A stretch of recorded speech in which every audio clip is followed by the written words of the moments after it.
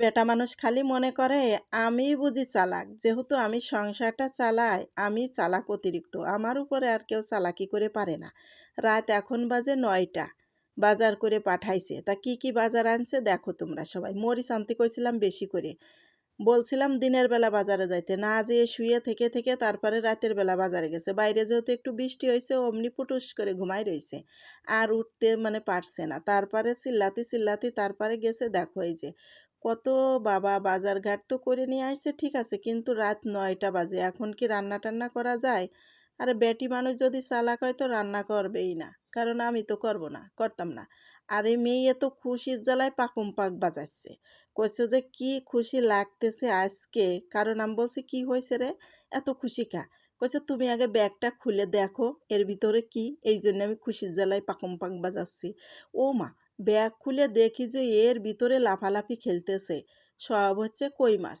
এ কি অবস্থা! তাহলে এই রাত্রে বউরে টাইট করার জন্য কই মাছ কিনে পাঠাই দিছে। রাত বাজে 9টা, এখন খাবো দাবো নামাজ পড়বো তারপরে ঘুমোবো, তাই না? তো এখন কি এই মাছ কাটাকাটির সময়? তো ওই যে বললাম না যে ঘরের বউয়ের সাথে চালাকি করবা, বউরে সোজা করবা, জি না, বউরে কোনোদিনও সোজা করতে পারবা না, বউরও বুদ্ধি কম নাই।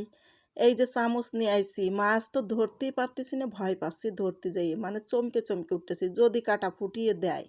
বাপ রে বাপ! আর এই যে নিয়ে আইছে পাঙ্গাস মাছ, পাঙ্গাস মাছ তা কেটে কুটে তারপরে রেখে দেবো ফ্রিজে।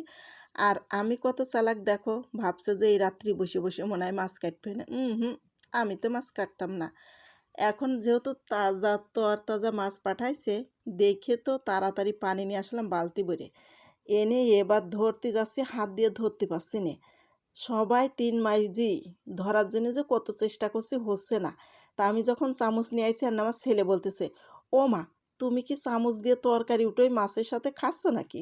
আমি বলছি হ্যাঁ রে, তোমার মা তো মাছের সাথে তরকারি উঠেও খাচ্ছে, যেহেতু চামচ দিয়ে মাছ ধরতেছি। ধুর, কথাই বলে না যে কই মাছের জান, আসলে কই মাছের জান সহজে যায় না, এই জন্য কই মাছগুলো জিয়েই রাখতেছি পানির ভিতরে, আর ধরতে গেলে কান দিয়ে ফুটোই ফুটোই দিচ্ছে।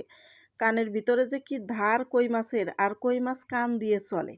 আর মেয়ে আর ছেলে দেখো পাঙ্গাস মাছটা নিয়ে ধরে বলতেছে যে নাও নাও আমাদের একটা ছবি তুলে নাও। তো আমি বলছি, ছবি আর তুলতুম না।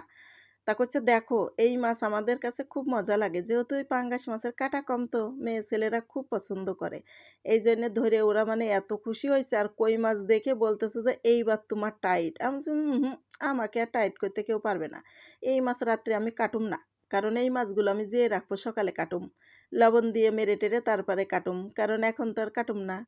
আমু বুদ্ধি কম খাটাই না, আমারও মাথায় বুদ্ধি আছে, বুদ্ধি খাটিয়ে তারপরে আমি চলি এই সংসারে। তোমার বাপ আমারে বসে বসে খাইতে দেয় না, কাজ করেই খাই আমি। তা আমারও তো বুদ্ধি শুদ্ধি খাটাইয়ে চলতে হয়। তা দেখো তাজা কই মাছ পেয়ে ছেলে মেয়ে আবার কি করতেছে, আলাদা বয়েমের মধ্যে জিয়ে থুচ্ছে, করছে আমরা কই মাছের চাষ করব, করো। আর এদিকে আমার ডাইনিং রুমটা মাছের পানিতে একদম মই মই হয়ে গেছে, সেগুলো আবার ধুয়ে মুছে নিতে হচ্ছে, কষ্ট হচ্ছে।